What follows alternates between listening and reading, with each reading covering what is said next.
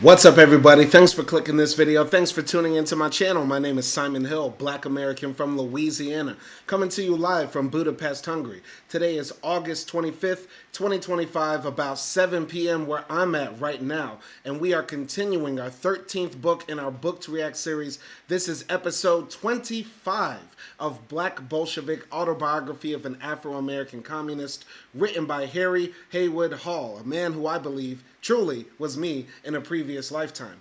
Now, this is a close to 700-page book. It's the longest book that we've ever read in this Book to React series, where we read a text cover to cover, and this is the final chapter for anybody tuning in. This is the final full-on chapter. Now, there is an epilogue that we will be reading possibly tonight. I will try to get to it tonight because I want to wrap this up. But we will read the final chapter today, which is titled Revisionism Takes Command, of this book that you can find on Amazon hardcover for about 650 pounds, good sir. The paperback version is gone. And you can find this book also online very easily. Just go to Marxist.org. Marxist.org has it right here, easy to find, as well as libcom.org right here. Black Bolshevik, just type in the PDF and download it, and you can get this book yourself if you don't like my full reading of it. We will be completing all of this chapter. It's about, how many pages? About 23 pages or so that we will be reading in its entirety. And then maybe tonight, if I'm feeling generous, we will tackle the epilogue as well. Without further ado, we're going to get into Chapter 22, Revisionism Takes Command, the finale, the final chapter of Black Bolshevik. By the time of the April 1956 National Committee meeting, the party was in the throes of its most serious crisis since 1944. The meeting itself was historic in that it was the first time that the top party leadership had met together since 1951. With the exception of Gil Green and Henry Winston, who were underground, and Bob Thompson and Gus Hall, who were still in jail, the National Committee was up from underground and out of prison. Right opportunism, which had been thriving and undergoing continuous growth in the 50s, erupted into a full-fledged liquidationist line whose only logical conclusion would be the complete destruction of the party as a revolutionary force. Fresh out of the Atlanta penitentiary, Eugene Dennis gave the main political report at this meeting. This one-sided, thoroughly negative report placed all the blame for the party's mistakes and isolation upon dogmatism and left sectarianism. He called for a new look at our past errors and the development of a mass party of socialism. The effect of this report was to open the floodgates to the blatantly liquidationist faction led by John Gates, editor of the Daily Worker. Gates and his cronies on the Daily Worker and in the New York State Committee attacked the CP from all sides with the express purpose of dissolving the CP as a Marxist-Leninist vanguard party.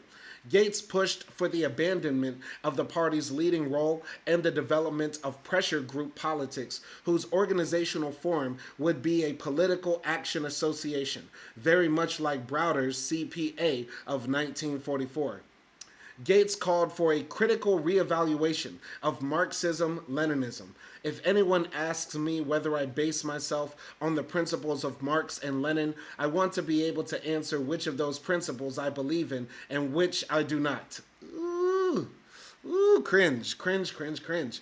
This open liquidationist faction made skillful use of the confusion that resulted from Khrushchev's anti-Stalin revelations. The secret revelations stunned the American party and, in effect, deprived the anti-revisionist forces of an ally we had relied on in the past. The international communist movement had historically lent the weight of its influence and prestige to the left in the American party. For example, the Third International's assistance in bringing together the two principal organizations, the Communist Party and the United Communist Party, to form the Communist Party USA in 1921. Comintern leadership in the struggle against the factionalism of the 20s and Lovestone's American exceptionalism, and the Duclos letter which helped initiate the struggle against Browderism. Rather than finding a source of support in the Soviet Union, we on the left were thrown completely off balance by the new revelations. At first, we couldn't believe Khrushchev made such a speech. thinking it must be some imperialist propaganda stunt. When this initial reaction passed, we tended to give the new Soviet leadership the benefit of the doubt and failed to grasp the full implications of this attack on Stalin. The liquidationist right used this as an excuse to attack proletarian internationalism in general, calling for a sweeping reevaluation of our a sweeping reevaluation of our line. They bitterly denounced our past history as one of slavishly clinging to imported doctrines, the bankruptcy of which was now being proven. Under the guise of fighting dogmatism inherited from the era of the cult of personality, the Gates crowd concluded that Leninism was nothing more than Marxism applied to the peculiar, backward condition of Russia, a purely Russian social phenomenon, and therefore not applicable in the U.S. They found Lenin's theories of the bourgeois state as an instrument of class rule to be particularly outmoded under U.S. conditions. Why? Because we vote for president every 4 years? It was in the spirit of re-examination that the entire National Committee, with the exception of Foster and Ed Strong, voted to condemn the use of Soviet troops against the reactionary CIA-inspired counter-revolution in Hungary in October 1956. Personally, I was most interested in the role that Ben Davis played at the April board meeting. We had met earlier in the year, not long after Davis got out of jail. We had some friendly discussions. He said he wanted to get my ideas on the developments in the Afro-American question in order to help him prepare for the report he was going to make at the meeting. Despite the sharp disagreements we had had in the past, I felt that we were largely in agreement. I thought that perhaps his years in jail had changed him, given him cause to reevaluate our past differences. We concluded this series of meetings on a friendly basis. By the way, let me talk real quickly because they mentioned Hungary. And I'm out here in Hungary and I work with Hungarians. I speak with Hungarians almost every day. And, you know, from my understanding of Hungarian history, you know, they're proud that they kicked the Russians out to some degree. But it's just very strange because I've met a lot of Hungarians that are now very pro-Russia in the aggression that they're doing in Ukraine. It's very interesting because you would think, you know, if the British invaded America, you know, we would wrap ourselves in the flag and we would, you know, harken back to our history of fighting and kicking out the British and the Reds, and et cetera, et cetera. But, you know, with Russia knocking at the door of Hungary right now, you know, by, you know, threatening Ukraine's borders and sovereignty. Many Hungarians actually are kind of like, you know, ambivalent about the war in Ukraine. And also, I would say, there's a lot of pro-Russian sentiment out here in Hungary right now. And so when I think back on the revolution that happened in 1956, that I believe failed, by the way, because that revolution failed and the Russians ended up staying here, even though the Hungarians tried to kick them out. There's a lot of people that are just sort of like ambivalent about that. I don't even know if that's a national holiday here in Hungary.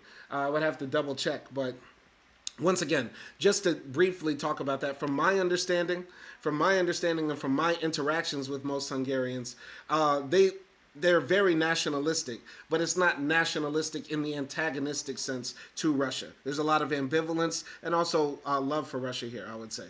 But I'm going to continue. In May, however, I learned it was the same old Ben, the same sly, ruthless politician who used his authority and that of Foster to further his own personal power and influence. In his report, Davis strongly attacked our revolutionary position, dropping completely the right of self-determination. At the National Committee meeting in June, he restarted this position. It would seem that the slogan of self-determination should be abandoned and our position otherwise modified and brought up to date. This sharp attack took me by surprise because he had given no indication whatsoever in our earlier discussions of any major differences. Plans for the 16th Party Convention to be held the following February were being made at this meeting. A draft resolution was to be prepared as soon as possible and pre-convention discussion and debate begun. but the draft resolution was not published until September 1956, providing little time for adequate discussion and rebuttal from the opposing points of view. Dennis, who had come under attack from the Gates faction, had made some amendments to his April report, but the draft resolution was still more or less a restatement of his position at the April meeting, characterizing left sectarianism as the main danger in the party. The draft carried the hallmarks of much of what we know today as the liberal and reformist program of the CPUSA. Central to the peaceful, parliamentary, constitutional transition to socialism would be the development of an anti-monopoly coalition through labor and popular forces, gaining decisive influence in key Democratic Party state organizations and even liberal Republican political movements. What? Thus would develop the American road to socialism. The Communist Party would remain on the sidelines to support and endorse such progressive campaigns. On the Afro-American question, the right of self-determination was completely omitted, and the party urged wholehearted acceptance of the NAACP slogan of Free by 1963.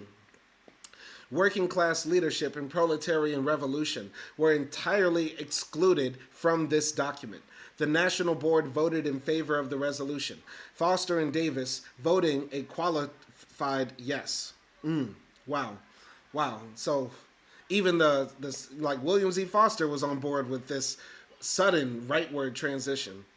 In October 1956, Foster, who had been vacillating all along, changed his mind and voted against the resolution. Okay, I spoke too soon. In an article entitled On the Party's Situation, he outlines the reasons for this change, citing the development of a new Browderism and a reemergence of American exceptionalism in the party. He attacked the attempts to openly liquidate the party, to drop Marxism-Leninism from the preamble of the Constitution, and the failure to see rightism as a cancer to the party. Foster also attacked Dennis's support for a mass party of socialism. The article for the first time indicated to the rank and file the nature of the factional split then going on in the leadership and stimulated much debate over the genuine criticism of rightism that it raised. In the final analysis, however, the article failed to provide a firm basis for a consistent fight against the right because of Foster's basic unity with the other factions on the question of the main danger. To Foster, ultra-leftism was unquestionably the main danger, and as an example, he cited the hesitancy with which the party took up the theory of peaceful transition. Some of this is just crazy to think that the communists are now abandoning worker revolution. Peaceful transition to socialism in America. Can you imagine? He failed totally to understand how this very estimate of the main danger had, through the years, fostered and nurtured the cancer-like growth of right opportunism and stifled the fight against revisionism in the party. Pre-convention discussions around the draft were hot and heavy. The right contended that we had to seriously and creatively scrutinize our past history, reevaluate our goals. They passed off any criticism of their position as old and dogmatic, a refusal to consider fresh approaches or make a new start. Anyone who attacked them was immediately labeled a left sectarian. I attended several meetings of the National Negro Commission as part of the pre-convention discussions that fall. The leadership inundated these meetings with articles concerning new data on the Black Belt, a reevaluation of the Black Belt theory in light of massive outmigrations from the Deep South. I argued against these positions, that the development and existence of an oppressed black nation in the South was not merely a question of nose counting. As I later wrote in For a Revolutionary Position on the Negro Question, this approach blurs over the main essence of the question. Even with the outmigrations of the war and post-war period, the old majority Black Belt area contains the greatest concentration of the Negro people in the U.S. Approximately 5 million Negroes, nearly a third of the entire Negro population in the country, 17 million, and nearly one half of the Negroes in the South are still concentrated in the old Black Belt majority area. The fact is that the Negro population in the Black Belt is larger than the total population of 34 countries who are members of the UN. And this is still true today. The majority of black folks in America still live in the Deep South. So should there be a deep consideration of self-determination? I was heartened to see that I was not alone. A number of black comrades were opposed to this reevaluation by the right and the dropping of our revolutionary position. I remember particularly Ed Strong, a stalwart young black man who spoke very strongly in defense of our position. Ed was then a member of the NC, and it seemed to me that he had great potential as a leader of the left. As a young seminary student in Chicago, he came into the movement in the early 30s through the National Youth Congress. He became national secretary of that organization and was a founder and first executive secretary of the Southern Negro Youth Congress. He eventually was elected chairman of the Youth Committee of the National Negro Congress and, at the time of these discussions, was organizer of the Eastern Pennsylvania district of the party. Unfortunately, Strong was never able to attend the 16th Party Convention. By that time, he was hospitalized with terminal cancer and died in April 1957. His death was not only a personal loss, but a blow to the left forces in the party. These discussions and the pre-convention meetings in the districts served to begin the consolidation of a genuine Marxist-Leninist left.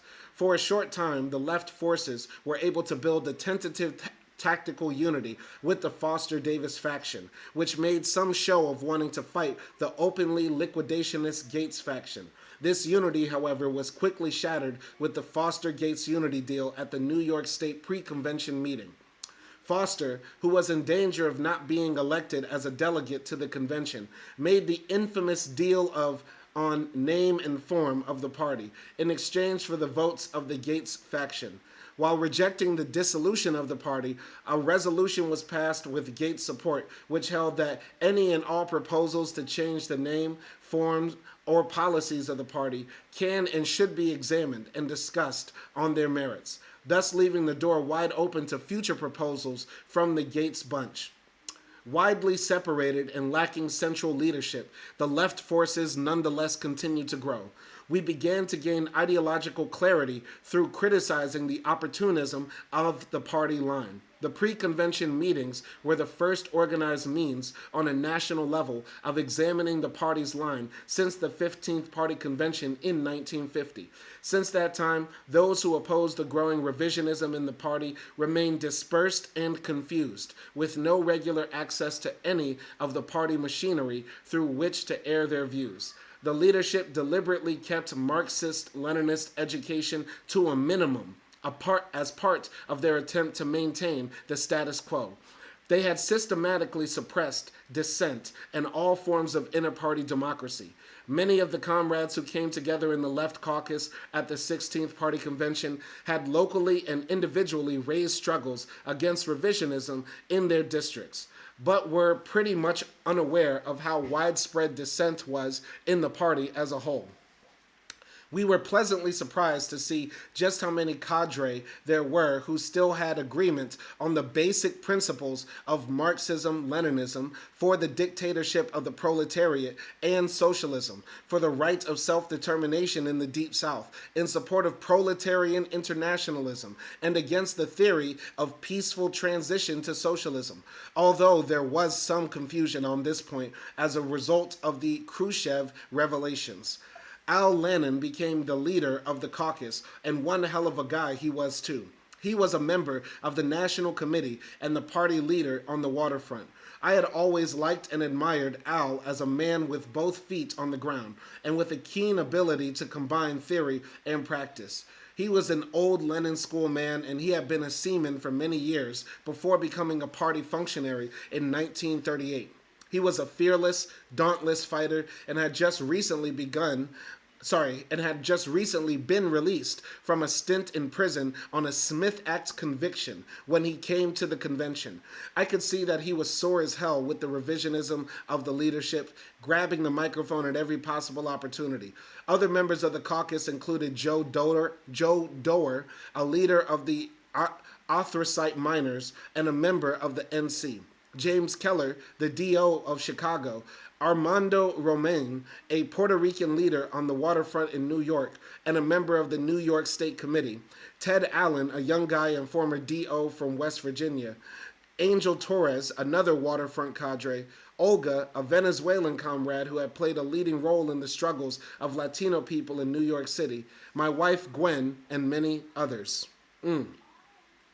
So it's, once again, this book is kind of sad, man. It's kind of sad how everything just sort of fizzled out. Like, you know, from meeting Stalin and being in Moscow during the early years of the Bolshevik Revolution, you get what I'm saying? And meeting these young idealistic internationalists, communists from around the world, to coming back to America about, 30 years later, and everything is just falling apart. Give Last says B1. Shout out to Give Last, B1, and Socialism for All. And Socialism for All. B1 plus socialism. B1 plus socialism. Communism for America. That's what we want. That's what we want. But I'm going to continue here. The 16th Party Convention. By the time of the convention, February 9th through the 12th, 1957, three distinct factions had emerged on the right. Gates led a blatant and vulgar far-right group which was openly anti-Soviet and supported both the ideological and physical liquidation of the party. Aside from Gates, it included men like Blake Charney, organizational secretary of New York, Joseph Clark, a Daily Worker reporter, and Steve Nelson, the DO of Western Pennsylvania. The center-right faction was led by Eugene Dennis and included James Jackson and Jack Stachel. A more covert and insidious right danger, this faction called for ideological liquidation of the party's vanguard role, but favored the maintenance of some sort of social democratic structure from which to wield power. They also supported the Soviet Union. The left-center faction was represented by Foster and his allies, Ben Davis, Will Weinstone, and Bob Thompson, who was at the time still in jail. This group perceived a right danger in the party, the other two factions, but still conceded that leftism was the main danger. They also had more reservations about openly doing away with the vanguard party. It sounds like to me the communists sort of became the Democrats, because this is sort of the issue the Democrats are dealing with right now. Yeah, we're scared of Trump and the fascism he posts, but at the same time, you know who's really scary? Zoran, Omar Fateh, Ilhan Omar, AOC, Bernie Sanders. You get what I'm saying? It seems like the communists essentially became the Democrats, scared of their own left when their left is extremely popular and successful. Anyway, all three factions had unity on the basic political questions: support for the theory of peaceful, parliamentary, and constitutional transition to socialism, a bourgeois assimilationist position on the Afro-American question, a view of left sectarianism as the main danger historically in the party, and a wavering stand at best, total abandonment at worst on the question of proletarian internationalism. This was particularly blatant in the convention's refusal to change its position on Hungary or to acknowledge the various criticisms of the party's revisionism as put forward by Jacques Duclos and various Latin American parties. As if to proclaim its independence from Marxism-Leninism, the convention refused to take a stand against U.S. intervention in Latin America and in support of independence for Puerto Rico. Man, that's crazy. How are you a communist, Marxist, Leninist party? No, we're trying to get rid of the Marxism-Leninism. I forgot. How are you a communist party not saying anything about America invading Latin American countries, point from which the party turned inevitably and unalterably down the road to revisionism? The point from which the task of building a new anti-revisionist communist party became the primary task of Marxist-Leninist. In discussing this historic event, I must say something of the despicable role played by James Jackson. Earlier, he had been sent south by Eugene Dennis, and at the time was secretary of the southern region of the party. It became obvious at the convention that Dennis had sent him south for the purpose of presiding over the liquidation of the party in that region. Jackson never did see the need for a vanguard party in the South and openly stated in the pre-convention discussion that the existing reformist-led movement organizes the maximum political, economic, and moral strength of the black masses and their white allies to bear upon the monopoly ruling circles. So basically what he's saying here is that the NAACP has all the answers. Martin Luther King and SNCC, they have all the answers.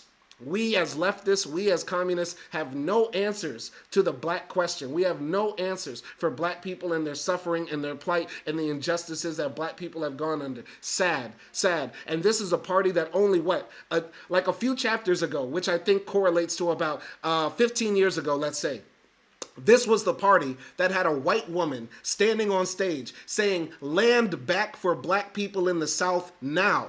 This is the same party that had white people chanting, "Land back for black people in the South." Are you serious? What are we now saying? This is crazy. How did this happen? How do you... This is like seeing your favorite rapper. This is like seeing your favorite rapper drop a whack album. This is like if Kendrick Lamar dropped like the most dookiest album. If he starts putting out albums like how Kanye put out albums now, we'd be like, what happened? What happened to you? This is insane. This was the same party that had a white woman chanting, "We're going to take the land back, we're going to kill the Boer, and we're going to give it to the black farmers." And now it's like the NAACP is the end-all be-all. Anyway, Jackson brought several Southern delegates with him to the convention, but in the main, the South was represented by proxies, many of whom had never been further south than Brooklyn. He claimed that it was too dangerous to bring Southern delegates to the convention. I thought this was rather interesting since we had managed to bring such delegates, including black sharecroppers, in the midst of the worst lynch terror of the 30s. Jackson actually used these Southern proxies to build a cheering section of his supporters on the floor. The main thrust of the line he pushed was to drop the right of self-determination, which, given the strength of the left at the convention, meant avoiding entirely a discussion of it. Jackson contended that we could develop a program of practical action and deal with the political line at some other time. Together with Carl Winter and Doxy Wilkerson, a member of the Gates faction, and soon to quit the party, he wrote the main resolution on the Afro-American question, a thoroughly reformist document that avoided any fundamental discussion of line or of the right of self-determination. So basically, that whole idea of black people being able to have their own country in America or their own state or, be the bearers of their own destiny, charters of their own course, that was just wiped off the table. Oh, this is sad. This is one of the saddest books. It's one of the most inspirational books I've ever read. This book right here is one of the most inspirational books I've ever read, and also one of the saddest books I've ever read. Like, if you've been following this journey from beginning to end, from episode 1 till now episode 25, and this is, next to the last episode because this is the final chapter. When we started this book, this was like a up from slavery story. You get what I'm saying? His parents were literal slaves, grew up in poverty in South Omaha, Nebraska, you know what I mean? Killed white folks in France and shit like that, like did all sorts of cool gangster shit. And, ended up traveling to Moscow and, just living a crazy passport bro, communist, revolutionary life. And here we are now, and everything is just sort of falling apart in a committee.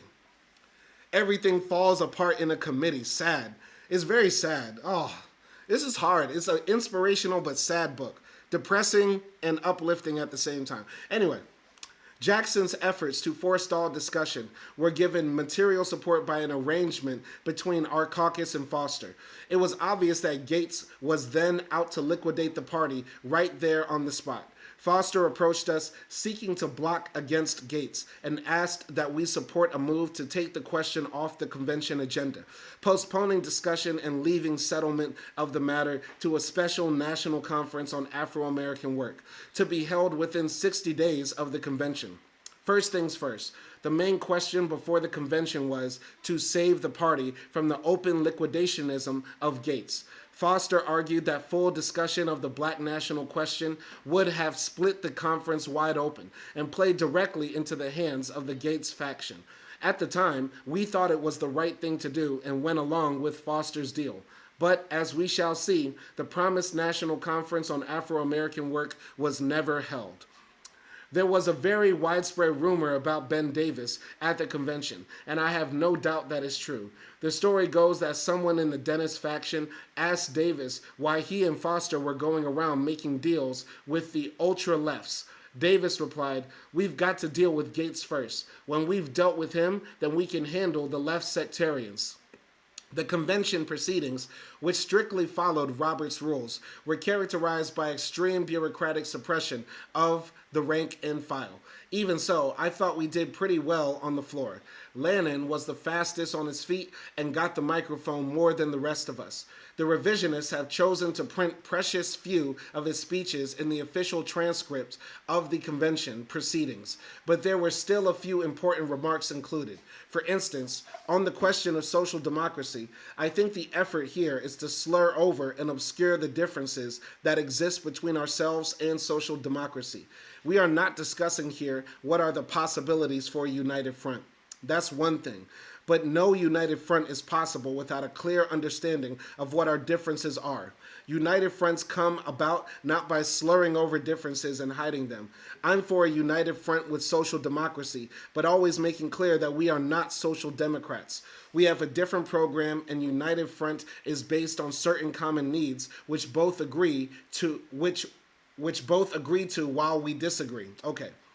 And on the question of a mass party of socialism, I think that's just pie in the sky and will divert, because I think the precondition to that is centering all of our work on the rebuilding and reconstituting of a Marxist, Leninist, communist party.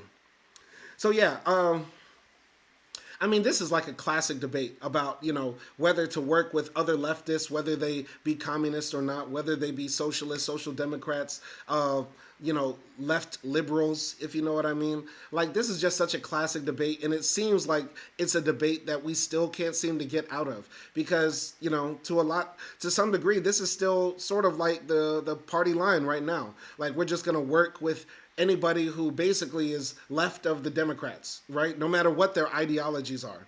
I really do think it's important to reconstitute the party, at least in this case. Like, as he's understanding it right now, like I'm on Harry's side. You feel me? I'm agreeing with Harry with what he's saying here in the sense that, just slurring over the difference and say, okay, we want workers to be unionized, we want more social benefits and safety nets in society and stuff like that. Like, instead of just going over the broad strokes, we need to know in detail what the social democrats believe and make clear what we believe. You get what I'm saying? But I'm going to continue here.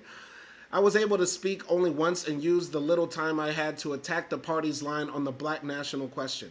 While the revisionists thought that the question could be solved peacefully, as more and more blacks left the South and became part of the industrial working class, I pointed out that these developments, particularly the proletarianization of blacks, actually sharpened the fundamental contradictions involved. I further contended that the party failed completely to understand the tremendous potential of the revolt then gathering in the South. On a world scale, this revolt held particular significance as a national revolutionary movement in the heartland of U.S. imperialism, the bulwark of world reaction.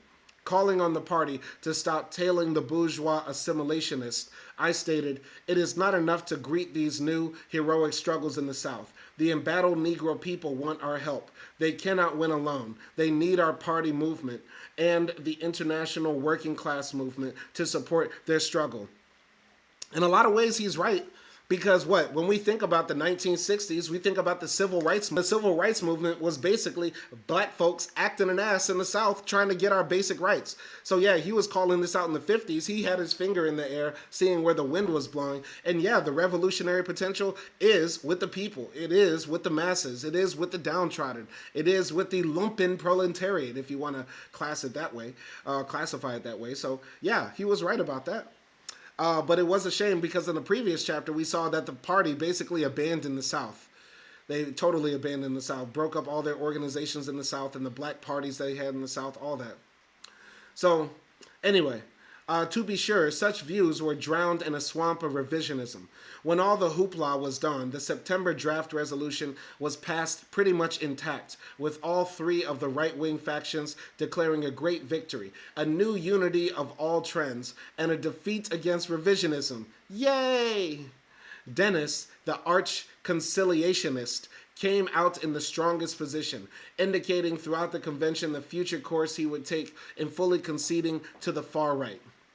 Dennis spoke strongly in defense of the rights of minorities, arguing in typical Dennis doublespeak that there is also a realization that the more truly democratic we become, the more we need to be a cohesive and united organization which guarantees the minorities' right to dissent at all times. Indicating the extent of his own unity with the line of the Gates faction, he went on to say, "Further, I believe that there is much sober thought being given to what we mean by a new and sounder relationship with other Marxist parties, including those in the socialist countries. It was clear from the start that all the talk of expanded democracy and minority rights would not be extended to the Marxist-Leninist left, which posed the main threat to the other three factions." Gates, who was successful in his bid for a political action association, nevertheless came out of the convention fairly strong, with a number of his supporters on the NC and in key positions in state organizations. During the last session of the convention, he was moved to say that no matter who lost, the party has won. Foster, who had initially expressed the strongest opposition to the line of the resolution, stated, "I too want to support this recommendation. I think it is best we can do under these circumstances. I think it is the best we can do under the circumstances," said Foster, and then informed the delegates that he had voted for every document in the resolution. This was the last party convention that Foster, then 70 years old, was able to attend. A New York Times article, which appeared to be based on insider sources, reported that William Z. Foster suffered a stinging humiliation yesterday. In the voting to elect a 17-member executive committee out of the 66-member National Committee, Mr. Foster was said to have failed of election. He obtained a place only when a motion was adopted to expand the group from 17 to 20. Whether or not this report is accurate, Foster's influence dwindled in the following years until his death in the Soviet Union in September 1961. Well, rest in peace, William C. Foster. All right. Snake says, "Slight point of contention, comrade. The revolutionary potential is not with the lumpen proletariat. Only the working class or proletariat has a revolutionary potential." I appreciate that, Snake. Thank you. I appreciate that for that. Once again, with these texts, I'm here to educate myself. And, as am I a new Marxist? I don't know. I wouldn't classify myself as a new Marxist. But as, somebody going through the education process of becoming a better Marxist and understanding these concepts, I might slip up in the wording of certain phrases. So I appreciate any corrections from anybody. I appreciate all of that. So shout out to Snake and all of that. I would still argue that my point is still true, in the sense that in the 1960s, we saw that the revolutionary movements that were happening were highly concentrated in the South. A lot of the movements that the civil rights movement was based on, a lot of the activities they were doing were heavily in the South. So I still think the point I was trying to make might still be true, but maybe the wording I gave was wrong. But I'm going to continue here. He wrote a number of articles, William C. Foster, that's who he's referring to as he, in this period, among them The Party Crisis and The Way Out, which indicated that revisionism had not been defeated at the 16th Party Convention, though ultra-leftism still remained the main danger to the party. Foster suffered a stroke around the time of its publication. He recuperated sufficiently to write several other articles. In collaboration with Ben Davis, he wrote Notes on the Negro Question, which supported the party's assimilationist line. Perhaps the most controversial was a letter Foster wrote personally to Chairman Mao, in which he praised the progress China had made in the struggle to build socialism and discussed the situation in the U.S. and the world.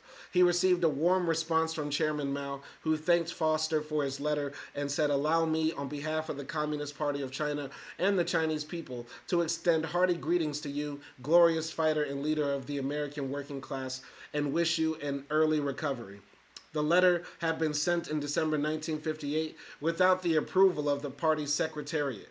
They would have liked to have overlooked the matter entirely, but were unable to do so when Foster's letter and Mao's response were published in the New York Times. The party was finally forced to publish the exchange in the March 1959 Political Affairs. Okay, what was wrong with that? I don't understand that. All right? All right, Kareth J. It says, is that true when you consider that lumpen proletariat was the target of CIA underwritten? I don't see the rest of the comment. So, Kareth J., you got to finish that comment. But somebody explain to me, since I have two smart people here, I have Kareth J. and Snake here. Somebody explain to me, why was it such a scandal for William C. Foster to write to Mao? Is this because of the Sino-Soviet split or something like that? Make it make sense to me, because I don't see what's the problem in writing to Mao. If William C. Foster want to be pen pals with Mao, that's fine by me. I don't see a problem with that. Anyway, continuing here. The so-called unity of all trends reached at the 16th Party Convention represented a compromise on fundamental questions and principles, arriving at a formula which legalized the open liquidationist Gates faction within the party and stifled the necessary ideological struggle against revisionism. Thus, although the party avoided an open split, it was saddled with conciliationist line in a period when ideological confusion was rampant in the ranks. The 16th Party Convention was characterized by the total abandonment of revolutionary line and principle on all questions in favor of a sham unity of the right wing, with each of the three right factions scrambling for position. A gallop to the right under the guise of unity followed the convention, with Dennis putting into practice the thoroughly revisionist program adopted there. The liquidation of the party as a Marxist-Leninist vanguard was further intensified as Dennis made repeated concessions to the open liquidators. In an effort to keep peace with the Gates faction, democracy and public criticism of the party was greatly expanded. Freedom of criticism, in this case, meant the freedom to further hasten the conversion of a communist party into a social democratic party of reforms, the freedom to counterpose bourgeois theories to communist theories. Wow. While the leadership cried unity of all trends, they actually meant the unprincipled unity of the three right factions in opposition to the Marxist-Leninist. We in the left attacked this phony unity at the reconvened district conventions and played a major role in upsetting the unity slates at the New York State, Brooklyn, and Manhattan County conventions. However, we were unable to prevent the Davis-Charney unity deal at the New York State Convention. Ben Davis became state chairman, while Charney, a Gates man, became executive secretary. The tactics of three groups, the open liquidators, the right center, and the left conciliators, were very similar. They kept trying to forestall any kind of meaningful discussion. The revisionists continued their effort to separate a program for mass work from any basic fundamental discussion of line. When Ben Davis and others ushered in the demagogic slogan of "Let's get going," the party membership is sick and tired of internal strife and bickering over nebulous abstractions, said Davis in the party voice. I made a speech at the reconvened convention in Harlem, fighting for restoration of our revolutionary position on the Afro-American question and an end to tailing after the leadership of the NAACP. Davis immediately attacked me. Left to Harry here, he and me would be left alone fighting it down to the ropes. We can't afford that. We gotta get to work. Following the state conventions, the Lannan forces were strong enough to be elected to a number of posts on the New York State Committee and were well represented on the Manhattan County Committee. Gwen was a section leader in Brooklyn, and we had actual leadership in two vital concentrations, the waterfront in Harlem and Lower Harlem.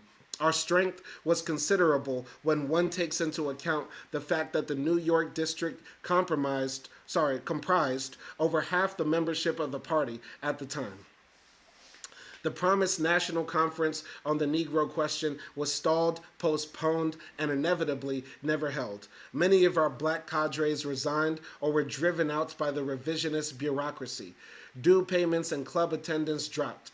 Daily worker circulation was down to 5,000 daily and 10,000 on Sunday. What a fall. What a fall from grace. What a fall from grace. It was becoming more and more evident that the leadership actually had a plan to drive the left out of the party through bureaucratic suppression and harassment. James Jackson, acting as Dennis's lieutenant, personally supervised a campaign to drive militant blacks out of the party. It was clear to us that the leadership would never hold a national conference on work among blacks while there were still cadres left to fight for the revolutionary line. So basically, they're not going to have any more questions about, black self-determination, as long as there are real, Marxist, Leninists there. And also imagine, people that were in the party and remember the glory days. Remember when the party was active, lit, live. You get what I'm saying? Anyway, Bob Taurus sent a Slovenian flag or Slovakian flag. I don't know if that's Slovenia or Slovakia. I don't know. But shout out to Boss Taurus. Anyway. In the face of growing pressure from below, however, they were forced to sponsor a few local conferences.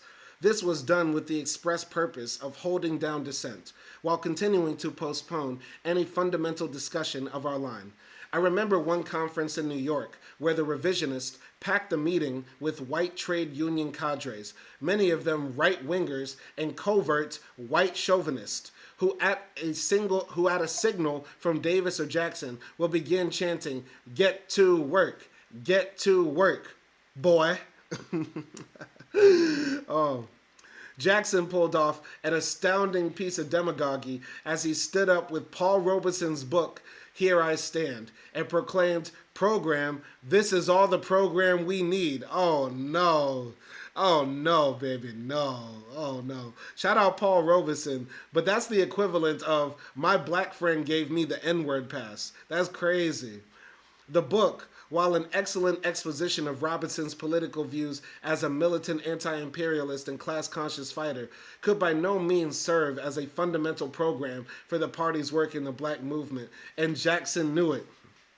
In late 1957, I completed work for a revolutionary position on the Negro question, a summation of a number of unpublished articles I had written against reformism in the 50s, the struggles at the 16th Party Convention, and afterward. It was intended to give ideological clarity to the emerging left in the party and was later adopted as an official document of the Provisional Organizing Committee, or POC. The paper attacked the party's right-wing line and Jackson's view that it would be an unwarranted interference for the party to continue its support of the right of self-determination, undermining the correct leadership of the bourgeois assimilationists. My paper attacks the revisionist failure to understand the basic orientation on the question, that without the perspective of political power, the Negro People's Movement is reduced to an impotent appeal to the conscience or humanitarian instincts of the country and the world. So basically, if there is no national movement, if there is no movement for self-determination for black people, basically it's just we're begging white people to have some kindness in their hearts, essentially is what he's saying. It was essential in this paper to answer James Allen's latest theories. Abandoning his former support for the right of self-determination, Allen had become the main theoretical gun of the revisionist. His basically economic determinist approach was to describe an inevitable disintegration of the Black Belt nation now in process as a result of the forces of capitalist development of great expansive power, which has lasted well into the era of monopoly capitalism. According to Allen, this disintegration was heralded by the failure of the elements of nationhood not only to exist in the Black Belt, but to be in a full state of maturation. He failed to understand that imperialist oppression, in stifling the development of nations, creates the conditions for the rise of national revolutionary movements, which, in this epoch, are a special phase of the struggle for socialism. This creates the basis for the revolutionary alliance of the oppressed peoples with the international working class and the struggle against the common enemy, imperialism. On November 16, 1957, a declaration was signed in Moscow, which had a major effect on the CPUSA. This was the Declaration of Communist and Workers' Parties of Socialist Countries, referred to as the 12 Party Declarations. The signatories included the Communist parties of Albania, Bulgaria, Hungary, North Vietnam, East Germany, China, North Korea, Mongolia, Poland, Romania, the USSR, and Czechoslovakia. The declaration held that proletarian internationalism, as could be understood through the lessons of history, required support of the Soviet Union and all the socialist countries, who, pursuing a policy of preserving peace throughout the world, are the mainstay of peace and social progress. Okay. I think also Harry would say that, the USSR was taken over by revisionists as well. So the idea that only the USSR can deem, proletarian internationalism, the idea that the workers of the world must unite and fight against the capitalist exploiting class, this can only be done, really, with the explicit consent and approval of the Soviet Union. I think Harry Haywood would call that revisionist. The Gates forces were adamantly opposed to our officially adopting the statement and resented the arguments of the more pro-Soviet elements in the leadership. Did I misread that? Okay. Who perceive are the mainstay of peace. Okay. All right. So Harry supports this idea? I don't even know if I would support this idea. I don't get this idea. I don't get how this is not revisionist. The idea that, could be understood through the lessons of required support of the Soviet Union and all the socialist countries. Basically, all the socialist countries have to agree if there is a socialist revolution in a country. I don't get how that is not revisionist. I don't know. Anyway, the debates surrounding our adoption of the Declaration and the threatened liquidation of the daily worker, which by this time consistently carried anti-party, anti-Soviet, and anti-communist propaganda, brought the resignation of John Gates in January 1958. The Declaration was adopted at the next NC meeting in February 1958. A stream of his supporters resigned following this. The whole incident brought a factional realignment in the leadership at the February 1958 National Committee meeting, with the Dennis Right Center and the Thompson-Davis Left Center sharing the leadership, although Dennis was definitely the top man. Kamal says, freedom. Statue of Liberty, freedom.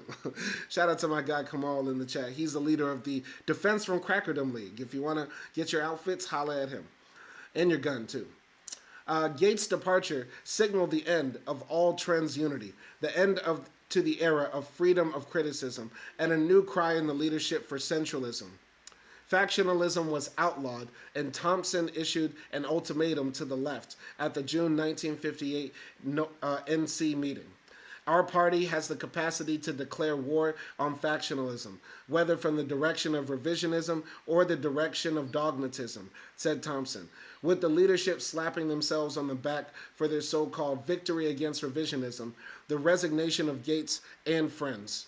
It was obvious that the immediate task was to get rid of the ultra-lefts. Our strength and influence were growing, and with Gates' resignation, conditions were favorable for advancing the struggle against revisionism and conciliationism, for strengthening the leadership and prestige of the consistent Marxist forces.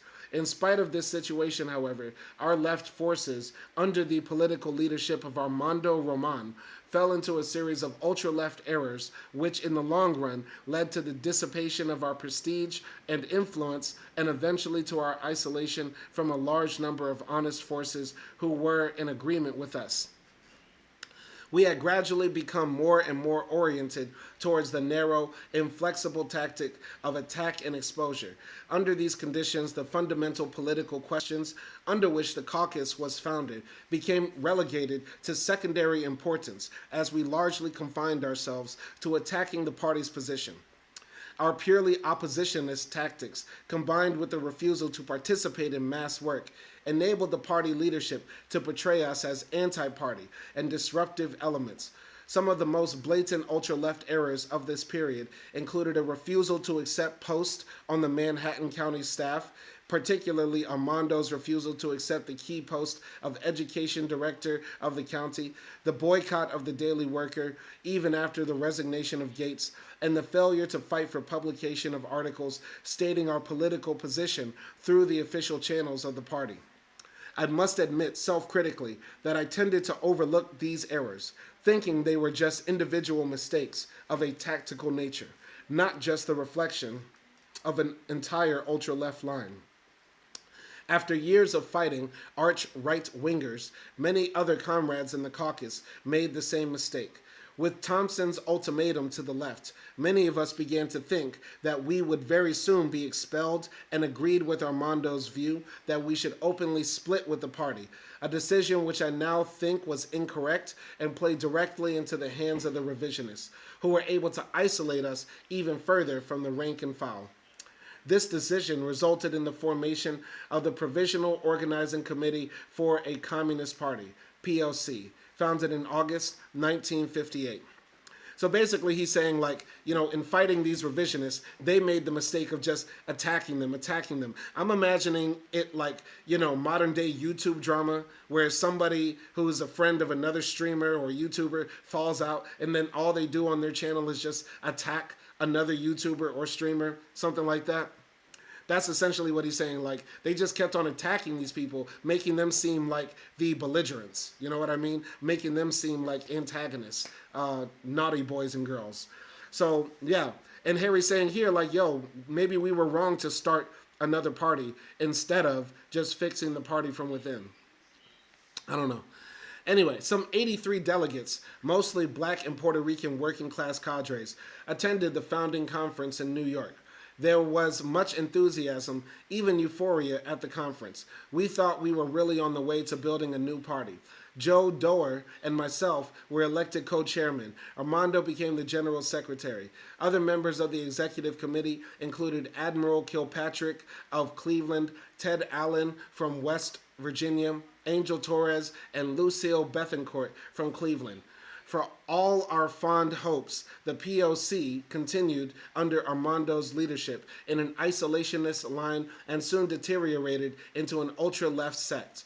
There was an absolute refusal to apply theory to practice and become involved in the day-to-day work among the masses. A rejection on principle of any compromise under any circumstances over any question, even over purely practical matters.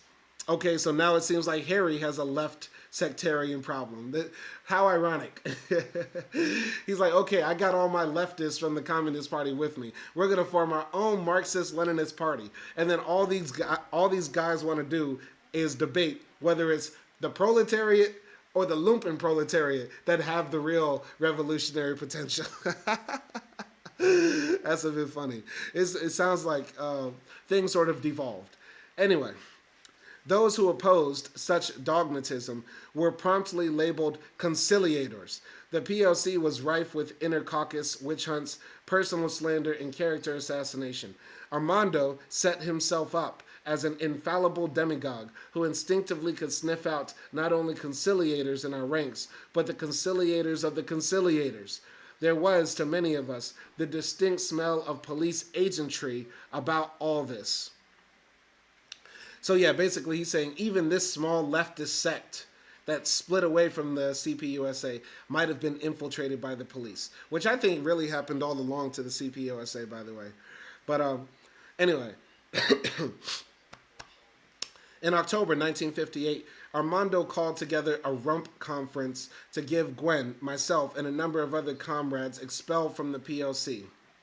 Wow. This followed a number of splits with leading comrades like Lannon, Jim Keller in Chicago, and Pat Lumpkin, all of which had been initiated by Armando. I had unwittingly allowed myself to be part of some of this. It began to smell a little fishy to me, though, and I demanded an investigation and the opening of all files. The result was a slander campaign against me, questioning my motives and charging me with abandoning principle, and finally my expulsion. Our hopes for a new party went pretty much down the drain with this, and I was at loose ends. I wondered what I would do next. I hadn't yet been expelled from the CPUSA, though everyone else around me had been. I figured that they wanted to isolate me completely before they expelled me. I was then working as a waiter in a French restaurant in Greenwich Village and was quite happy with my wife and young son, Haywood, born in June 1956. Shout out to Haywood. Shout out to young Haywood, by the way. He left a comment under my video. And this is the first time he mentions having a son. I don't think he had any other kids throughout all this, which makes him a very old dad. Because I think at this point, he might be in his mid-40s, if not late 40s. So he's having his first son, Haywood, in 1956, which is, interesting. You know what I mean? Anyway. I was quite happy with my wife and young son, Haywood, born in June 1956. Meanwhile, Gwen had lost custody of her son, Leo Yuspe, and their visits were restricted by the court to a few hours every other week in a public space.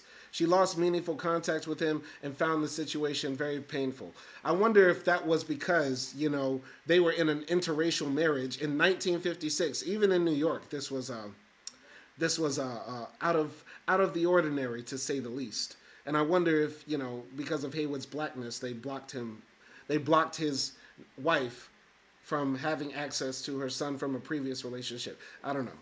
Anyway, with all these problems converging on us at once, we decided to go to Mexico to get a fresh perspective on things, study and write. I didn't know what else I could do. I flew down to Mexico, and Gwen and Haywood Jr. followed me a few weeks later. We settled first in Cautla, Morelos, and later in Mexico City, where our daughter, Becky, was born in 1963. Okay, this man went everywhere, man. Every time, every chapter, it's new passport stamps. It's new passport stamps. We were able to eke out an existence living off my disability pension from the VA and a little money that Gwen had. I kept in touch with things at home through correspondence with my old friend Cyril Briggs in Los Angeles. Briggs was then about 72 and a leading member of the party's local Negro Commission, was waging a pretty staunch struggle against the revisionists. Only in 1959, with most of the left out of the party, did the leadership fully expose their political positions in the draft resolution for the 17th Party Convention. The resolution represented the nearly complete victory of the right and an indication to me of just how insidious and dangerous an enemy revisionism is, having point by point, step by step, cut away at all our revolutionary principles in the name of fighting for them. The right wing of the party were not just less militant fighters, but objectively the agents of the bourgeois who had succeeded in gaining control of the party. After seeing Jackson's crude and blatantly reformist program on the black national question, I decided to write an article for the PA as part of the pre-convention discussion. By this time, Jackson had developed the party's reformist line to its logical conclusion, a full-blown melting pot theory, and I lambasted him accordingly. My article was never printed, but Briggs rewrote it in his name, and reportedly it was distributed at the 17th Party Convention by the California delegation. Though the paper caused quite a stir, the revisionist line on the Afro-American question was officially adopted at the convention. The right of self-determination formally dropped, and that's the last gunshot. Boom! Briggs' paper was just what Dennis and Jackson needed to get rid of me. Following the convention, Jackson took a trip across country. On his way to Los Angeles, he stopped in Mexico City and met with a number of friends there. My good friend Elizabeth Catlett Mora was among them and asked Jackson about me. "Oh, he's been expelled," he said. "He's a good guy, but we just had some differences." And that's how I found out after 36 years that I had been expelled from the Communist Party USA. Somebody play that violin. Play a sad song. Play a sad song on the violin for our man Harry. Damn. Had to find out secondhand that he got kicked out of the party. And so the right was ultimately victorious in the party's third major crisis. Under the guise of attacking an often elusive and ephemeral left sectarianism and dogmatism, they destroyed the party force, irrevocably shoving it down the road to revisionism and counter-revolution. It's true that there were from time to time ultra-left currents in the party. These currents mainly developed in response to the rightism of the party leadership, as a result of the failure to involve the cadres in political education and play a leading role in the mass movements. But only with a few exceptions could these leftist deviations have been considered the main danger to the party. Most of what had been labeled by the leadership as left sectarianism were actually honest attempts to oppose the rightist bureaucracy, not the purism and isolationism, the running ahead of the masses, which characterizes ultra-leftism. In basing themselves on the thesis that left sectarianism constituted the main danger and was primarily responsible for the isolation of the party, the right obscured the whole history of class struggle in this country. It was right opportunism which destroyed the once powerful Socialist Party. It was, as we have seen, right opportunism expressed in Lovestone's theory of continued prosperity and American exemption from economic crisis, which provoked the first party crisis in 1927. It was the crass opportunism and bourgeois reformism of Browder's theories of progressive capitalism and an extended period of harmony of interest between capital and labor, which threw the party into its second major crisis. And once again, it was right opportunism, this time expressed largely in the slogan of peaceful, parliamentary, and constitutional transition to socialism, which plunged the party into its third and fatal crisis. In this crisis, the right successfully threw the party into a fervor over left sectarianism, exaggerating this error in order to obscure the history of the struggle against the right danger and prevent the party from carefully and thoroughly tracing right opportunism to its systematic maturation during the post-war years. The proposition that left sectarianism constituted the main historical danger in the CPUSA ignored the constant pressures exerted on the party by the forces of bourgeois ideology and capitalist development. The particular conditions which American capitalism developed under a frontier, vast resources and natural wealth, bourgeois democracy, and an ability to temporarily mediate economic slump and recession, relative periods of prosperity, slavery, he didn't put that in there, but all this has tended to act as a force which retards the class consciousness of broad sections of the labor movement, fostering illusions that basic change can take place within the capitalist system and inequities be solved through reform. The development of capitalism into monopoly capitalism, imperialism, and the corresponding plunder of the Caribbean nations, the Philippines, and Asia brought super profits into the coffers of the ruling class, enabling it to cultivate and encourage, through money, prestige, and influence, a labor aristocracy which serves as the lieutenants of capital within the labor movement. The small elite section of American labor, based among the upper strata of skilled and higher paid workers, has through its leadership in the trade unions inundated the working class with bourgeoisie ideology, promoting reformism, narrow self-interest, and rampant jingoistic chauvinism. This labor bureaucracy is particularly susceptible to the imperialist propaganda of white chauvinism and has served to intensify the antagonisms between white and black workers, dividing and splitting the working class into hostile groups, retarding the development of revolutionary class consciousness.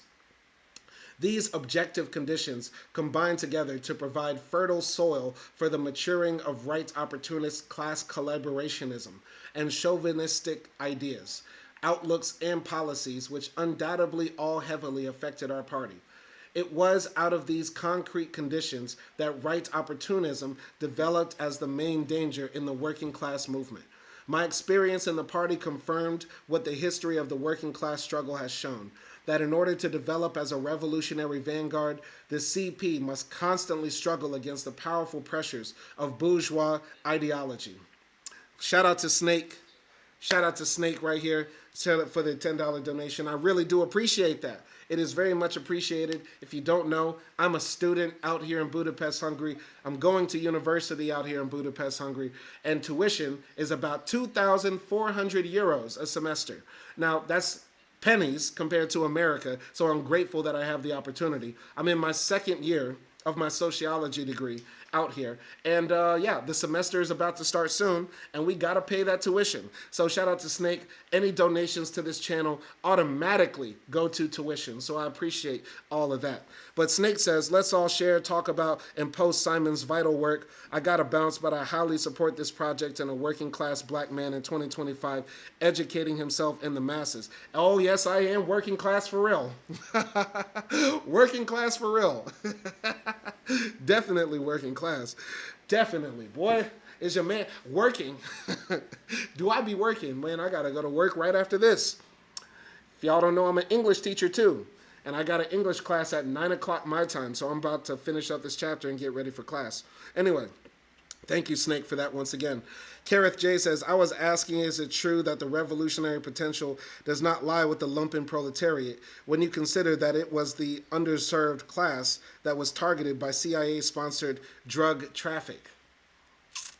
I mean, I know, Kareth J, you don't like me to go off on rants and tangents in the middle of the text, and I think we're almost done with this chapter. In fact, yeah, we're literally done with this chapter. Let me finish up this chapter, and then I'm going to reply to that comment if anybody's still here. But I'm going to continue here. So, I'm going to continue. So, this labor bureaucracy is particularly susceptible to the imperialist propaganda of white chauvinism and has served to intensify the antagonisms between white and black workers, dividing and splitting the working class into hostile groups, retarding the development of revolutionary class consciousness. These objective conditions combine together to provide fertile soil for the maturing of right opportunist class collaborationism and chauvinistic ideas, outlooks, and policies, which undoubtedly all heavily affected our party. It was out of these concrete conditions that right opportunism developed as the main danger in the working class movement. My experience in the party confirmed what the history of the working class struggle has shown, that in order to develop as a revolutionary vanguard, the CP must constantly struggle against the powerful pressures of bourgeois ideology within its own ranks. The party is not separated by a Chinese wall from the corruptive influences of the bourgeois world. In the post-war period, bourgeois influences within the party combined in effect with the pressures of imperialist repression upon the party. As a source of revisionism, illusions about the vitality of American imperialism were reinforced now by the imprisonment and terror employed by the government against the party. Under these circumstances, the shallowness of the correction of 1945 became apparent. Illusions about the possibility of continued alliance with the liberal bourgeoisie continued to be the center of the political orientation of the party leadership. Simultaneously, under the pressure of the Smith Act prosecutions, the party leadership developed the theory of peaceful transition to socialism. Without a thorough purge of Browderism, the party preserved and built up a bureaucracy effectively insulated against the operation of the Marxist-Leninist practice of criticism and self-criticism. In this way, not only was the ideological level of our party forced to remain at a low level, but at the same time unification, purification, and corrective replacement of leadership were made almost impossible. The end result is a party which today acts as a mouthpiece for Soviet social imperialism, the labor aristocracy, and the pro-detente sections of the U.S. ruling class. And with that being the final words, that being the final sentence of the final chapter of this book, just breaks my heart, bruh. Put some broken hearts in the chat, man. I gotta put some broken hearts in the chat, man. My God, that hurt me.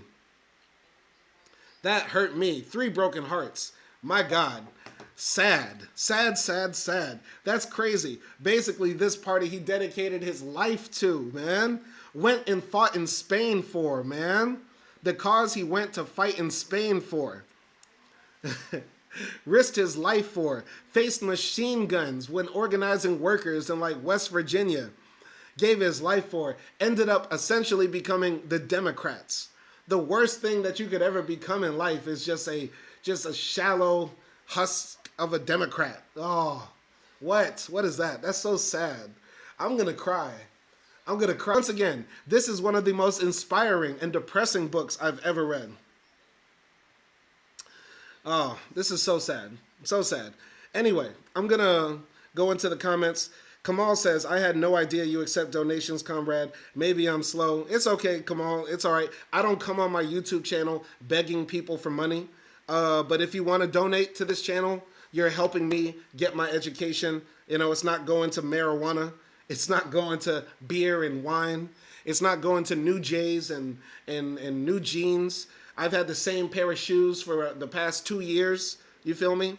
I work hard every day as an English teacher and as a writer and also on my YouTube channel. But listen, if you want to donate, that's always fine, but it's going straight to school. I'm trying to get my degree. I'm trying to level up in life, get my master's and then my PhD eventually, become a professor, become a movement man, you know what I'm saying? Anyway, but shout out to Kamal. Let me go now to Kareth J. You know, he left a comment. He left a comment basically saying, is the lumpen proletariat not revolutionary if the CIA did all of that? You know, basically, if the bourgeois state didn't repress, you know, the lumpen proletariat. But I would say just because they repress the lumpen proletariat doesn't mean that they also don't, doesn't mean that that is the vanguard of the revolution. Or if that is the, I mean, yeah, the lumpen proletariat has revolutionary potential. But I do agree with what Snake said earlier about the working class having the most revolutionary potential. I agree with that. I agree with that. At least right now, as far as I'm thinking. I don't know. We should do like a whole, I would love to do like a roundtable debate or a roundtable discussion. You know, invite Kareth J, invite Snake, invite everybody who wants to jump in and talk about these things. Like, you know, where can we as leftists, radical leftists, not just social democrats, whereas we, as radical leftists, where can we go? Because we can debate in Marxism in theory all day, whether the revolutionary potential is in the lumpen proletariat or the proletariat. I would argue just because they, you know, put drugs in the black community doesn't mean that it's only in the black community there's the revolutionary potential. I would argue that they did that for, you know, capitalist gain. You know what I'm saying? Like, the capitalists will sell you a poison Big Mac if it makes money. You get what I'm saying? They'll sell anything to us, you know? They'll put asbestos in the roof of the house if it means they can cut corners and make a profit, make a buck, is what I would say. But that doesn't mean every homeowner. That doesn't mean every homeowner has revolutionary potential just because, you know, the government allows asbestos in the roofs. You get what I'm saying? That's how I'm understanding that. But I would love to have a roundtable discussion with Kareth J and Snake. I know I need to be more up on my YouTube game, but I be working hard, man. I be, you know, working 3-4 jobs, just trying to keep the lights on like everybody else out in this world. So I appreciate everybody tuning in for this. We're gonna come and read the epilogue, which will be the final episode. Episode 26 will be the final episode of Black Bolshevik. The epilogue is about, 23 pages? Another 23 pages, and then we're gonna, the epilogue is what? Wow, less than 20 pages. Because that's about 18, right? Yeah, something like that. It's about 18 pages or so. So we're going to read the epilogue in our next reading, which I will probably do either, I'll try to do it tonight. If not tomorrow, I will try, I promise. But I can't guarantee you might not see me for a few days. But this gives you enough time to catch up on the previous episodes. Catch up on the previous episodes of Black Bolshevik. Pick up the book yourself if you don't like my reading style. And support this content on this channel. Let me give a final shout out to everybody before I go. Shout out to Kareth J. Shout out to Snake. Shout out to Give Last. And y'all be easy out there.